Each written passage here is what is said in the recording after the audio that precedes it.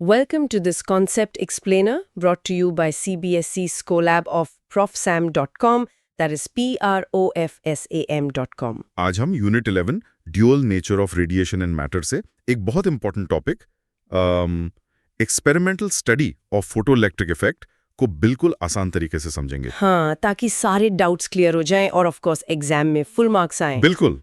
चलो एक सिंपल से सवाल से शुरू करते हैं। धूप में जाते हैं तो सनबर्न हो जाता है ना, स्किन टैन हो जाती है। हाँ बिल्कुल, यूवी लाइट की वजह से। Right, UV light. लेकिन कभी सोचा है कि एक बहुत ही ब्राइट, मान लो 1000 वॉट की रेड लाइट के नीचे घंटों खड़े रहो, तब भी सनबर्न क्यों नहीं होता? ये तो अजीब है। मतलब ब्राइटनेस से तो ज्यादा एनर्जी होनी चाहिए ना, तो इतनी पावरफुल रेड लाइट से कुछ क्यों नहीं होता? एग्जैक्टली, यही तो पजल था। ब्राइटनेस से फर्क नहीं पड़ रहा, बल्कि लाइट के कलर या टाइप से पड़ रहा है। अच्छा। और ये चीज हमें टेक्नोलॉजी में भी दिखती है, जैसे सुपरमार्केट्स में ऑटोमेटिक डोर्स होते हैं। हाँ, जो अपने आप खुल जाते हैं। वो एक लाइट बीम के ब्लॉक होने पर ही तो काम करते हैं। इन सब के पीछे फिजिक्स का एक ही बहुत फंडामेंटल कॉन्सेप्ट है, फोटोइलेक्ट्रिक इफेक्ट। चलो इसे थोड़ा डिटेल में देखते हैं। ओके। फोटोइलेक्ट्रिक इफेक्ट का सबसे सिंपल आइडिया बिल्कुल जीरो लेवल पर यह है कि जब लाइट, एक सर्टेन टाइप की लाइट, किसी मेटल सरफेस पर गिरती है तो उसमें से इलेक्ट्रॉन्स बाहर निकल आते हैं। ओके, लाइट गिरी और इलेक्ट्रॉन्स निकले, इन्हीं को फोटो इलेक्ट्रॉन्स कहते हैं, राइट? बिल्कुल। लेकिन इसमें अजीब बात यह है कि इलेक्ट्रॉन्स निकलेंगे या नहीं, ये इस बात पर डिपेंड नहीं करता कि लाइट कितनी ब्राइट है। इंटेंसिटी पर नहीं। नहीं, ये डिपेंड करता है कि लाइट का कलर क्या है, मतलब उसकी फ्रीक्वेंसी कितनी है। इसे समझने के लिए एक कॉन्सर्ट की एनालॉजी लेते हैं। ठीक है, कॉन्सर्ट वाली एनालॉजी। मान लो एक कॉन्सर्ट वेन्यू है और वहां जो बाउंसर है उसने एक रूल बनाया है कि एंट्री के लिए एक मिनिमम हाइट होनी जरूरी है, मान लो 5 feet. Okay, 5 feet minimum height. ये मिनिमम हाइट आगे जाकर हमारी थ्रेशोल्ड फ्रीक्वेंसी बनेगी। अब सोचो, अगर 50 छोटे कद के लोग आ जाएं जिनकी हाइट 5 फीट से कम है, क्या उन्हें एंट्री मिलेगी? नहीं, रूल तो रूल है, हाइट कम है तो एंट्री नहीं मिलेगी, चाहे एक आए या 1000 आ जाए। बिल्कुल। और अगर एक लंबा आदमी आए जिसकी हाइट 6 फीट है तो उसको तो आराम से एंट्री मिल जाएगी, अकेले ही। एग्जैक्टली। अब यहां लोगों की हाइट को समझो लाइट की फ्रीक्वेंसी, और लोगों की गिनती या भीड़ को समझो लाइट की इंटेंसिटी। अच्छा, हाइट मतलब फ्रीक्वेंसी और भीड़ मतलब इंटेंसिटी। हाँ, जैसे एंट्री के लिए हाइट जरूरी है, भीड़ नहीं, वैसे ही मेटल से इलेक्ट्रॉन निकालने के लिए लाइट की एक मिनिमम फ्रीक्वेंसी जरूरी है, उसकी इंटेंसिटी नहीं। मतलब लंबा आदमी क्वालिटी रिप्रेजेंट कर रहा है और भीड़ सिर्फ क्वांटिटी। परफेक्ट। अब इसका एक मेंटल इमेज बनाओ। एक अंधेरे कमरे में एक मेटल प्लेट रखी है, हम उस पर एक बहुत ब्राइट रेड लाइट डालते हैं। रेड लाइट की फ्रीक्वेंसी कम होती है, यानी उसके लोगों की हाइट कम है। करेक्ट। तो चाहे कितनी भी ब्राइट लाइट डालो, कुछ नहीं होगा। बिल्कुल वैसे जैसे छोटे कद के लोगों की भीड़ गेट पर बस खड़ी है। ओके, प्लेट पर कोई असर नहीं। लेकिन जैसे ही हम एक हल्की सी भी डिम सी भी वायलेट लाइट डालते हैं जिसकी फ्रीक्वेंसी ज्यादा है, मतलब हाइट ज्यादा है, हाँ, तो प्लेट से तुरंत इलेक्ट्रॉन्स फायरवर्क की तरह निकलने लगते हैं। ये वो 6 फीट वाला लंबा आदमी है जिसे अकेले ही एंट्री मिल गई। वाओ। यही है इसका कोर कॉन्सेप्ट। चलो अब देखते हैं कि इस एक्सपेरिमेंट को एनसीईआरटी में कैसे समझाया गया है। इसके लिए एक टर्म बहुत इंपॉर्टेंट है, स्टॉपिंग पोटेंशियल। जरा एनसीईआरटी से इसकी डेफिनेशन पढ़ो। जी, for a particular frequency of incident radiation, the minimum negative retarding potential V0 given to the plate A for which the photocurrent stops or becomes zero is called the cutoff or stopping potential. इसमें ये retarding potential क्या है? मतलब रोकने वाला potential. बिल्कुल सही, retarding मतलब रोकने वाला। जब इलेक्ट्रॉन्स मेटल से निकलते हैं, उनके पास काइनेटिक एनर्जी होती है, वो भाग रहे होते हैं। हम क्या करते हैं, सामने वाली प्लेट पर एक नेगेटिव वोल्टेज लगा देते हैं। अच्छा, इलेक्ट्रॉन भी नेगेटिव है और प्लेट भी नेगेटिव, तो उन्हें एक रिपल्शन फोर्स मिलता है। ओके, तो वो उन्हें धक्का देकर रोकने की कोशिश करता है। हाँ, हम इस नेगेटिव वोल्टेज को बढ़ाते जाते हैं जब तक कि सबसे ज्यादा एनर्जी वाला, जो सबसे फास्ट इलेक्ट्रॉन है ना, वो भी रोक ना जाए। ओके, जब तक करंट जीरो ना हो जाए। यस। जिस मिनिमम नेगेटिव वोल्टेज पर करंट बिल्कुल जीरो हो जाता है उसे ही स्टॉपिंग पोटेंशियल कहते हैं। बेसिकली ये इलेक्ट्रॉन की मैक्सिमम काइनेटिक एनर्जी का मेजरमेंट है। समझ गए। तो V0 से हम इलेक्ट्रॉन की मैक्स स्पीड नाप रहे हैं एक तरह से। एग्जैक्टली। अब एक्सपेरिमेंट के रिजल्ट्स को 3 स्टेप्स में समझते हैं। Step 1, effect of intensity. ठीक है। हम लाइट की फ्रीक्वेंसी को कांस्टेंट रखते हैं, लेकिन उसकी इंटेंसिटी बढ़ाते हैं। कॉन्सर्ट एनालॉजी में मतलब लोगों की हाइट सेम है पर हम भीड़ बढ़ा रहे हैं, तो क्या होगा? ज्यादा लोग आएंगे तो ज्यादा लोगों को एंट्री मिलेगी, यानी ज्यादा इलेक्ट्रॉन्स निकलेंगे, करंट बढ़ना चाहिए। बिल्कुल सही। एक्सपेरिमेंट में यही देखा गया। फोटो करंट जो है वो इंटेंसिटी के डायरेक्टली प्रोपोर्शनल है। जितनी ब्राइट लाइट उतना ज्यादा करंट। इसका ग्राफ बिल्कुल एक स्ट्रेट लाइन बनता है। सिंपल। अब स्टेप 2, इफेक्ट ऑफ पोटेंशियल। ये थोड़ा इंटरेस्टिंग है। हम फ्रीक्वेंसी सेम रखते हैं पर दो अलग अलग इंटेंसिटी लेते हैं, एक डिम लाइट I1 और एक ब्राइट लाइट I2। ओके। दोनों के लिए हम स्टॉपिंग पोटेंशियल चेक करते हैं। तुम्हें क्या लगता है V0 किसके लिए ज्यादा नेगेटिव होगा? शायद ब्राइट लाइट के लिए, क्योंकि उसमें करंट ज्यादा था तो रोकने में ज्यादा जोर लगेगा। यही तो सबसे बड़ा सरप्राइज था इस एक्सपेरिमेंट का। दोनों के लिए स्टॉपिंग पोटेंशियल V0 बिल्कुल सेम रहता है। क्या सेम रहता है? हाँ, लाइट चाहे डिम हो या ब्राइट, अगर उसका कलर यानी फ्रीक्वेंसी सेम है तो सबसे फास्ट इलेक्ट्रॉन को रोकने के लिए सेम नेगेटिव वोल्टेज लगता है।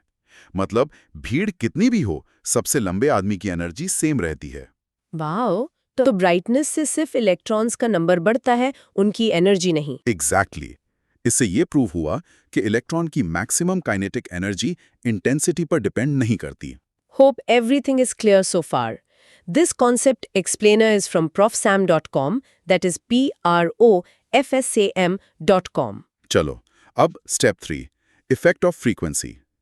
अब हम इंटेंसिटी को कांस्टेंट रखते हैं और अलग-अलग कलर की लाइट यूज करते हैं, मतलब अलग-अलग frequency. Okay, V1, V2, V3. हाँ, इस बार हम देखते हैं कि स्टॉपिंग पोटेंशियल अलग-अलग है।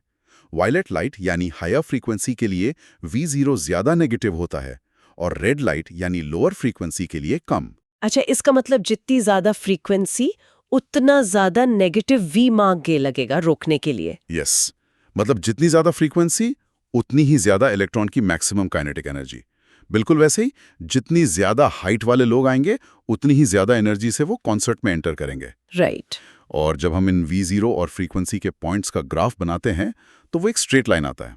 पर मैंने देखा है कि ये स्ट्रेट लाइन ओरिजिन से स्टार्ट नहीं होती, थोड़ा आगे से होती है, ऐसा क्यों? Excellent question. वो इसलिए क्योंकि हर मेटल के लिए एक मिनिमम एंट्री हाइट यानी थ्रेशोल्ड फ्रीक्वेंसी V0 होती है। अच्छा। अगर लाइट की फ्रीक्वेंसी उससे कम है तो एक भी इलेक्ट्रॉन नहीं निकलेगा। इसलिए ग्राफ V0 से ही स्टार्ट होता है। और इसी सिंपल हिसाब को आइंस्टाइन ने एक इक्वेशन में बंद कर दिया था, ke max is equal to h nu phi 0। Okay, ke max is equal to h nu phi 0। इसका क्या मतलब है? इसका मतलब है एक इलेक्ट्रॉन को जो मैक्सिमम काइनेटिक एनर्जी मिलती है वो बराबर है लाइट के पैकेट यानी फोटॉन की टोटल एनर्जी hv माइनस वो एनर्जी जो इलेक्ट्रॉन को मेटल से बाहर निकालने में खर्च हो गई। खर्च हो गई। हाँ, इस खर्च होने वाली एनर्जी को वर्क फंक्शन फाई नॉट कहते हैं। ये मेटल का टोल टैक्स है, समझो। Okay, toll tax. इसका एक सिंपल सा एग्जांपल देखो। मान लो लाइट के फोटॉन की एनर्जी hv है 5 eV और मेटल से निकालने का वर्क फंक्शन है 2 eV, तो इलेक्ट्रॉन कितनी काइनेटिक एनर्जी के साथ निकलेगा? 5 - 2 यानी 3 eV की काइनेटिक एनर्जी के साथ। करेक्ट। तो इस 3 eV वाले इलेक्ट्रॉन को रोकने के लिए हमें 3 वोल्ट्स का स्टॉपिंग पोटेंशियल लगाना पड़ेगा। इतना सिंपल है ये। अच्छा, तो kinetic energy in EV is numerically equal to stopping potential in volts. बिल्कुल। और ये टॉपिक इसलिए इंपॉर्टेंट है क्योंकि इसने सीधे सीधे लाइट की क्लासिकल वेव थ्योरी को फेल कर दिया था। यहां से लाइट के पार्टिकल नेचर यानी फोटॉन का आइडिया स्ट्रांग हुआ। ओके, अब आते हैं उन गलतियों पर जो एग्जाम्स में मार्क्स कटवा देती हैं, साइलेंट किलर्स। हाँ, मिसकंसेप्शन नंबर 1। बहुत स्टूडेंट्स सोचते हैं कि ज्यादा ब्राइट लाइट डालेंगे तो इलेक्ट्रॉन्स ज्यादा तेजी से निकलेंगे। ये लॉजिकल लगता है, क्योंकि ज्यादा ब्राइटनेस मतलब ज्यादा एनर्जी। उन्हें यही लगता है। हमारी एनालॉजी में वो सोचते हैं कि ज्यादा भीड़ आएगी तो लोग ज्यादा जोश से अंदर घुसेंगे, पर अभी हमने देखा कि ऐसा नहीं होता। राइट। सही कॉन्सेप्ट ये है कि इलेक्ट्रॉन की स्पीड यानी उसकी काइनेटिक एनर्जी सिर्फ लाइट की फ्रीक्वेंसी पर डिपेंड करती है, इंटेंसिटी पर नहीं। एक लाइन याद रखो, intensity is for quantity, frequency is for quality, energy. Okay, तो इंटेंसिटी से सिर्फ कितने इलेक्ट्रॉन्स निकलेंगे ये डिसाइड होता है, और फ्रीक्वेंसी से ये डिसाइड होता है कि वो कितनी तेजी से निकलेंगे। मुझे ये याद रखना है। परफेक्ट। अब मिसकॉन्सेप्शन 2 ये ग्राफ से रिलेटेड है। स्टूडेंट्स अक्सर V0 वर्सेस लैम्डा यानी वेवलेंथ का ग्राफ स्ट्रेट लाइन बना देते हैं। अच्छा। उन्हें लगता है V0 फ्रीक्वेंसी पर डिपेंड करता है तो वेवलेंथ पर भी लीनियरली करेगा। एग्जैक्टली। पर फ्रीक्वेंसी और वेवलेंथ तो एक दूसरे के इनवर्स होते हैं ना। हाँ, C is equal to nu lambda, relation उल्टा है। तो उनका रिलेशन लीनियर नहीं है, इसलिए V0 फ्रीक्वेंसी न्यू के साथ लीनियरली बढ़ता है, लेकिन वेवलेंथ लैम्डा के साथ नहीं।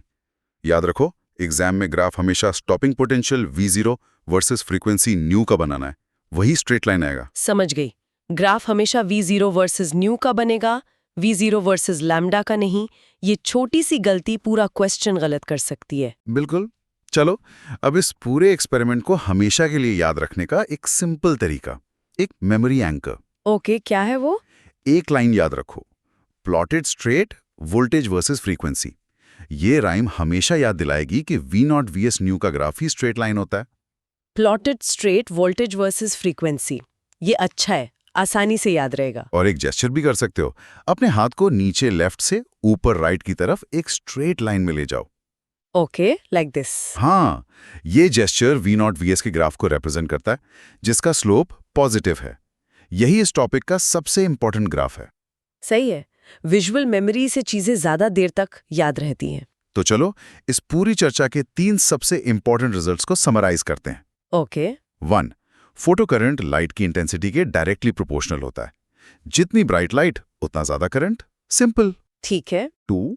इलेक्ट्रॉन्स की मैक्सिमम काइनेटिक एनर्जी या स्टॉपिंग पोटेंशियल लाइट की इंटेंसिटी पर बिल्कुल डिपेंड नहीं करता। ये सिर्फ और सिर्फ लाइट की फ्रीक्वेंसी पर डिपेंड करता है। राइट। एंड 3. हर मेटल के लिए एक मिनिमम थ्रेशोल्ड फ्रीक्वेंसी होती है। अगर इंसिडेंट लाइट की फ्रीक्वेंसी उससे कम है तो चाहे कितनी भी ब्राइट लाइट डाल दो, एक भी इलेक्ट्रॉन नहीं निकलेगा। एकदम क्लियर हो गया। 12th CBSE फिजिक्स, केमिस्ट्री और मैथ्स में मैक्सिमम मार्क्स लाने के लिए profsam.com पर विजिट करें। That is PROF, Sam, right? Yes, PROFSAM.com। Happy learning.